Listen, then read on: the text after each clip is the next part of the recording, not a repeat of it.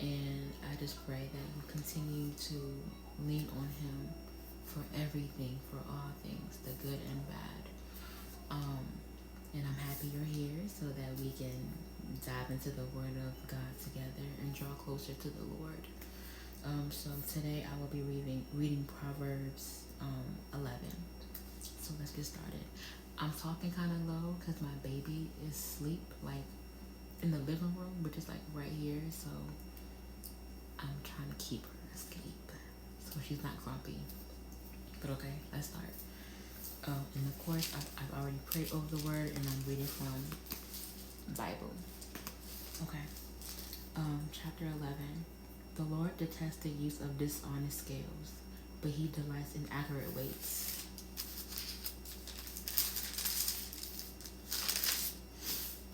Pride leads to disgrace, but with humility comes wisdom. Honesty guides good people. Dishonesty destroys treacherous people. Riches won't help on the day of judgment, but right living can save you from death. The godly are directed by honesty. The wicked fall beneath their load of sin. The godliness of good people rescues them. The ambition of treacherous people traps them. When the wicked die, their hopes die with them, for they rely on their own feeble strength. The godly are rescued from trouble, and it falls on the wicked instead. With their words, the godless destroy their friends, but knowledge will rescue the righteous. The whole city celebrates when the godly succeed. They shout for joy when the wicked die. Upright citizens are good for a city and make it prosper, but the talk of the wicked tears it apart. It is foolish to belittle one's neighbor. A sensible person keeps quiet. A gossip goes around telling secrets, but those who are trustworthy can keep a confidence. Without wise leadership, a nation falls. There is safety in having many advisors. There's danger in putting up security for a stranger's debt. It is safer not to guarantee another person's debt. A gracious woman gains respect, but ruthless men gain only wealth. Your kindness will reward you, but your cruelty will destroy you. Evil people get rich for the moment, but the reward of the godly will last. Godly people find life, evil people find death. The Lord detests people with crooked hearts, but He delights in those with integrity. Evil people will surely be punished, but the children of the godly will go free. A beautiful woman who lacks discretion is like a gold ring in a pig's snout. The godly can look forward to a reward, while the wicked can expect only judgment. Give freely and become more wealthy. Be stingy and lose everything. The generous will prosper. Those who refresh others will themselves be refreshed. People curse those who hoard their grain, but they bless the one who sells in time of need. If you search for good, you will find favor, but if you search for evil, it will find you. Trust in your money and down you go, but the godly flourish like leaves in springs. Those who bring trouble on their families inherit the wind. The fool will be a servant to the wise. The seeds of good deeds become a tree of life. A wise person wins friends. If the righteous are rewarded here on earth, what will happen to wicked sinners? And that is Proverbs 11. Yeah, so some things that stood out to me that I wanted to share that stood out to me from Proverbs 11. Let's see. Okay. 5, 6. So verse 7, when it says, when the wicked die, their hopes die with them, for they rely on their own feeble strength. And I just wrote God's strength over my strength. So we can't do anything in our own strength, in our own desires. It will fail. We have to rely on the Lord. He is stronger in all ways. it's only by God's strength that we can do things, and it will succeed, and it will um, be strong. Um, it will hold.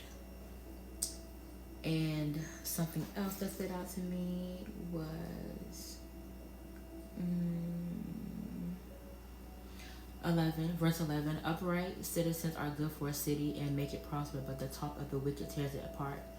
Your words have power to build or destroy. So just be mindful of what you say. Are you uplifting or are you tearing people down? And that can be for people or for yourself. Are you talking good about yourself, or are you just tearing yourself down? Like, your words truly do matter. So be mindful of what you say.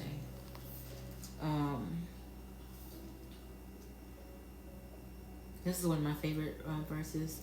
Verse 25. The generous will prosper. Those who refresh others will themselves be refreshed. You can't be stingy. You can't be selfish. If you have it and you're able to help others, please help. Please serve. And there's different ways of helping others. It's not all financial, you know. If you see or know someone that's in need, and you have the means to be able to do something about it, please reach out. Please help if able. And 26 is saying the same thing. People curse those who hoard their grain, but they bless the one who sells in time of need. So pretty much, if you have it and you hoard it, you withhold it. I'm trying to think the word. You have it, but you don't want to share. You don't want to give. They're saying that people will curse you for such things. But if you are a blessing to others by providing and helping others, then people will bless you. As it says in 24, give freely and become more wealthy. Be stingy and lose everything. 28, trust in your money and down you go, but the godly flourish like leaves in springs. So with that, I said, don't trust in not just money, but just anything over God. Like, it's idols. So I put, don't trust in idols. Don't put all your trust and faith in anything, honestly. God needs to be what you put in your faith and trust in 100%. And what we've been talking about in church is how people make decisions off of economic, decisions. Like, they'll move if a job is paying more, but it comes with a cost. Like, they might have to work more hours, or they might have to work on Sundays or Wednesdays, which is Bible study and church. So they're taking away your time with the Lord. Anything that takes away your time or takes you from God is not of God. So you need to get rid of it. Get rid of that thing. If it keeps separating you from God, it is not of God. You need to put your trust in God and God only. That's it. That's all. And then 30, the seeds of good deeds become a tree of life. A wise person wins friends. So just being a good person will help you to flourish, and people will come to you because they know you are a good person. Versus if you know somebody is wicked, you stay away from them. If you got right sense, like to stay away. But yes, but yeah, that's all that's what stood out with me within Proverbs 11. Please share what stood out to you and what you found to be important as well. Have a blessed day. Bye.